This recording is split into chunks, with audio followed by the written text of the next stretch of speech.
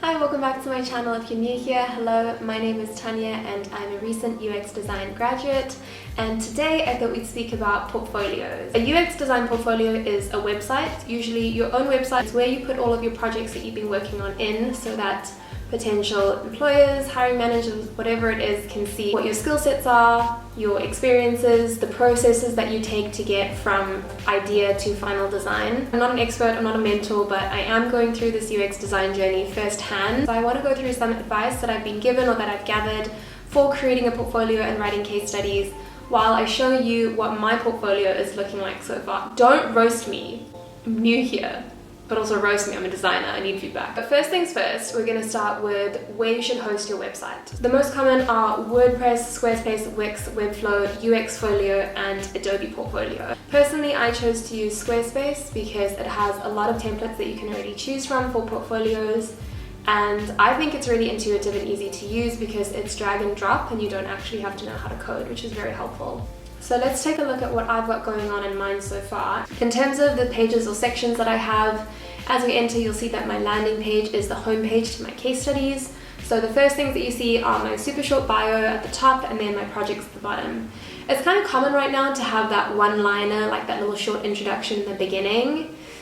I don't know if I love it. It feels a little bit overdone to me, so I'm probably going to change that up at some point, but that is the beauty of your portfolio. It's yours. You can do whatever the heck you want. Some people will put a picture of themselves on their front page, or like a quirky little quote that they think is nice, some quotes that other people have written about them. Whatever goes, you can change it up how you want, so I'll see what I do with mine. In general, it's recommended to have between 3 and 5 of your favorite projects to start.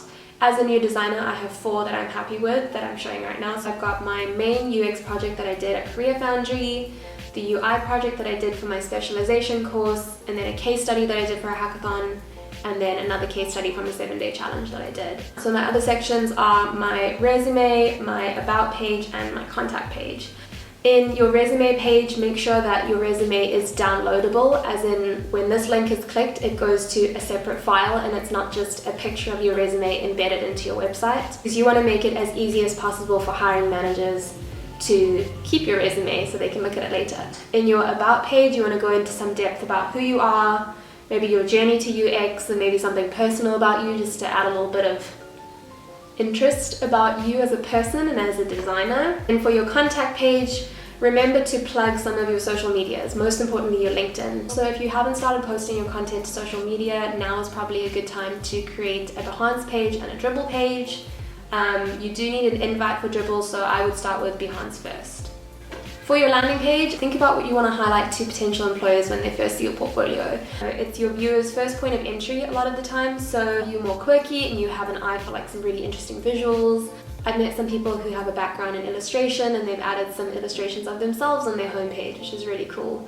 I've gone for a more minimal theme, but like I said, it's your own portfolio. You can do whatever you want with it as long as it's adding to the experience and you're not having some crazy colors and visuals everywhere, keep it professional. But I would also make sure to include that you are a UX designer, a UI designer, whatever it is that you do, very clearly somewhere on your landing page, just to make it easy for people to understand, who you are and what you do.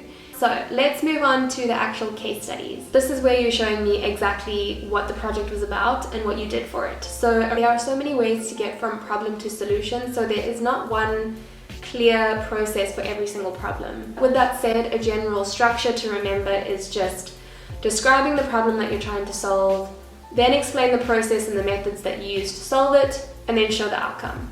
And then at the end, I think it's also interesting to add what you learned, but we'll talk about that just now. For the problem, you want to give it some context, so tell the viewer what your role was. Were you the only designer? Did you work with multiple designers? What exactly did you do in it? Tell me how long the project took, who it was for, stuff like that. And then for the actual process, you want to explain the route that you took to get to your solution. Depending on the scope of your role, you could include your research, what you did to understand the problem a little bit further, the ideas that you had to solve the problem, and then how you tested and iterated or changed your ideas based on feedback. Then you want to show your final product. So important, right? People want to see what the outcome was.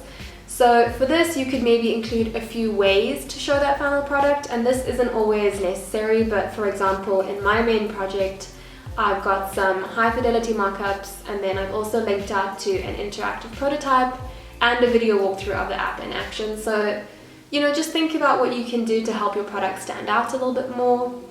And then at the end of each case study, I've included what we call a retrospective.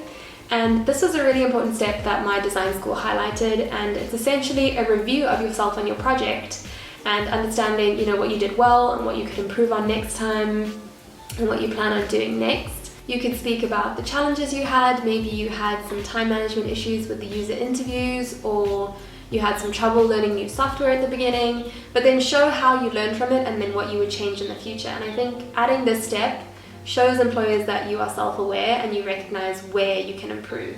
And at the very end of every case study, I would suggest including a short call to action. So you want to add your email or a link to your contact form, reiterate if you're interested in new work, and then maybe add your social media link. So that's again LinkedIn, Behance, Dribbble, maybe an Instagram, Twitter, whatever your vibe is. Something that I want to reinforce here for your case studies is making everything readable.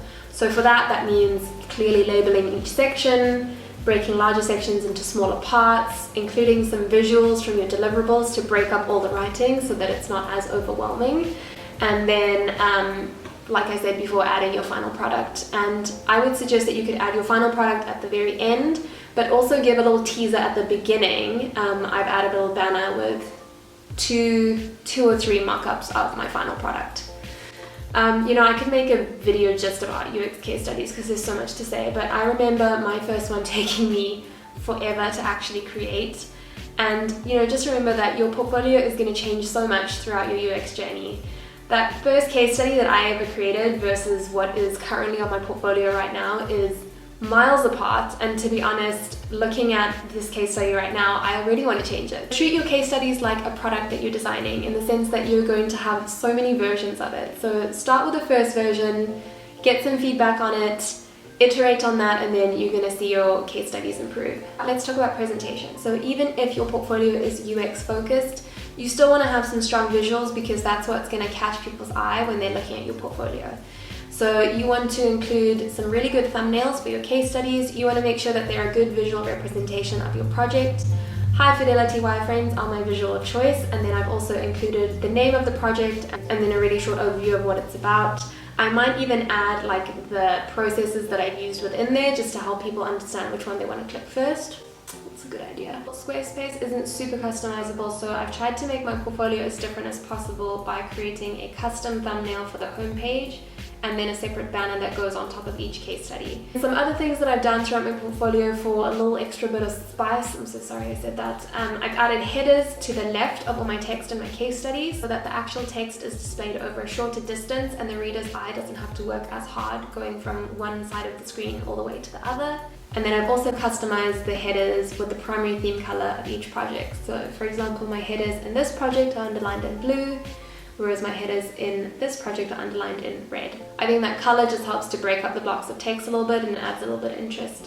So I've also stuck with the same typefaces that I used for my resume so that it all looks like one complete package when it's viewed together. And I've kept all of my case studies in the same structure. Then I just wanted to add some final tips for creating a portfolio. The first one is to include margins. Make sure there is enough white space on your website to give your text and your images some room to breathe.